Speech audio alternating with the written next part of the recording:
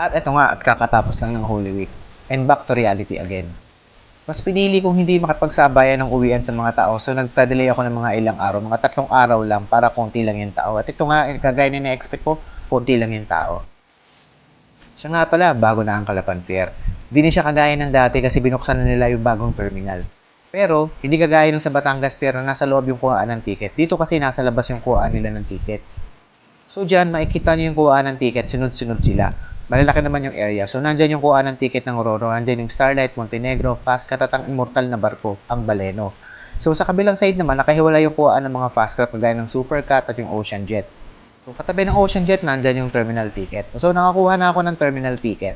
At syempre, papasok na tayo sa loob. So bago ka pumasok sa loob, lalakad ka muna sa pathway, sa may mismong terminal. Ayan yung harap na yan.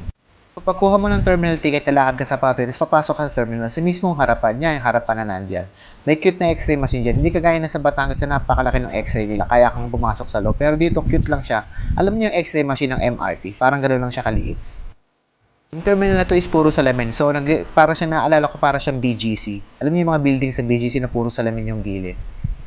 At napakaganda ng loob nito. Tara, pasukin natin.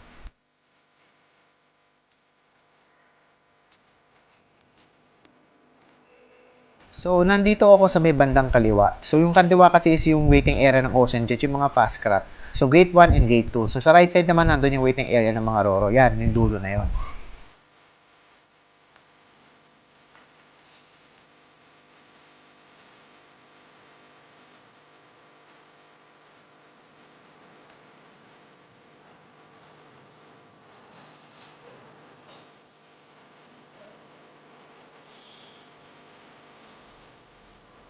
Siyempre, bago yung terminal. Ina-expect natin bago yung CR. Napakaganda ng concept ng CR na to. Tingnan nyo, ang dami yung urinals at napakalinis ng loob. Siyempre, sa bawat CR, hindi ka naman tayo gagamit ng tissue. Siyempre, meron siyang bidet, pero may tissue pa rin na libre. Yan, yung bidet niya sa gilid. So, meron kang panghugas ng pet mo. So kasi nga 'di ba sabi nila, we Filipinos don't wipe, we wash, 'di ba? So, meron yung urinal sila nito is meron din naman tubig. So, nagpa-flush din siya. Di kagaya ng iba ng waterless kasi minsan pumapanghi yung mga ganun. Yung cartridge lang yung nilalagay nila. So, yung nasa dulo na yan, yan yung kuhaan ng seat number ng Ocean Jet. Kasi sa Ocean Jet kasi is pero limited seatings lang siya, lalo na pag maraming tao. So, diyan ka kukuha ng upuan mo. Pagdating naman sa pagkain, hindi ka naman magugutom sa loob ng terminal kasi meron mga kuhaan ng pagkain, yung mga bilihan ng pagkain, ayan, yung rice meal na yan. So, pero medyo pricey yung price niya kasi nasa loob siya ng pier. So, para makatipid ka is magdala ka na lang ng baon mo. Yun yung pinaka-the best. So, napakaganda ng terminal na to kasi purong salamin siya. Napakadami ng salamin na part. At yung terminal na to is may 3 palapag. So, yung time na to kasi is hindi pa ako nakakit sa taas kasi sarado siya kasi konti lang naman yung pasahero. Hindi ganun kadami yung tao. So, sinarado nila yung pinakataas ito. Pero napakaganda at meron ding elevator dito. So, yung elevator is para sa mga matatanda. At syempre, yung iba naman, alam naman natin yung iba maarte, di ba? Ayaw nilang mabit ang hagdan. Gusto nila nakalift para social. Para nga naman di sila mapagod. Pero depende sa kanila. Yan yung x-ray machine nila. Yan yung nasa may harapan na yan. So, yan yung hagdan papunta sa may second floor and third floor. And may bilihan din ng pagkain sa kabilang side. So, sa kabilang side naman, ayan, dito yung waiting area ng mga Roro. Sa may kabilang side niyan, is yung parang upuan, is nandyan yung charging station. Ayan yung charging station. So, may escalator sa gilid, papunta rin sa taas yan.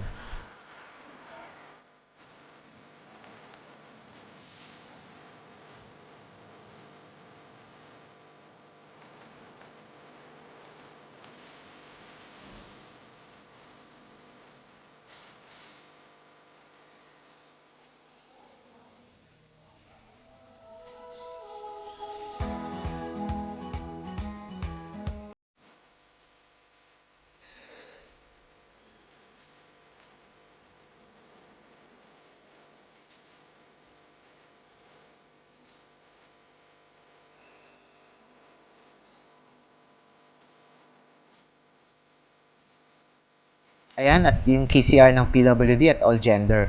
Meron din ditong playroom at syempre, meron din silang nurse station dito or yung clinic. At ayan na nga, tinatawag na yung mga pasahero ng Pascat. So, nauna siya sa amin ng mga almost 1 hour kasabay siya na umalis yung barko ng Montenegro. So, tinatawag na sila dito.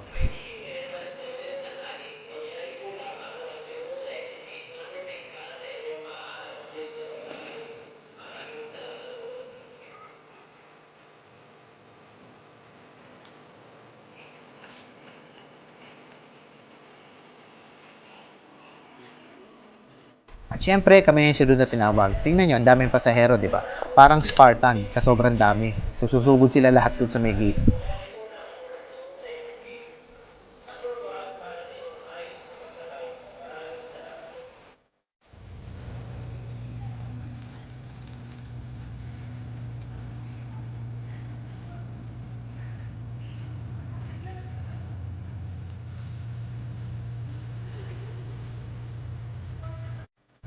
Open air nga pala yung pinili ko kasi alam ko na medyo maraming pasahero. Pero alam ko din na medyo maalon. So, sa baba medyo maingay yung mga bata kasi nag-iiyakan yan. At sa baba, makangamoy yung pangkaplas, amoy katingko para sa mga nahihilo kasi sobrang lakas ng alon. Kasi di ba maulan ng mga nagdaang araw.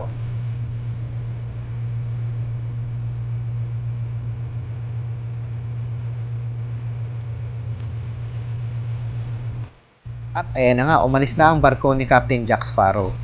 So, paparating na din dyan yung Montenegro Santa Brigida. May review din ako sa barko niya. Napakaganda din ng barko niya. Yan, yung pasalubong niya. Yan yung Santa Brigida na barko. At ayan na nga, umaatras na ang barko. Papaalis na kami, papunta na kami ng Batangas Pier.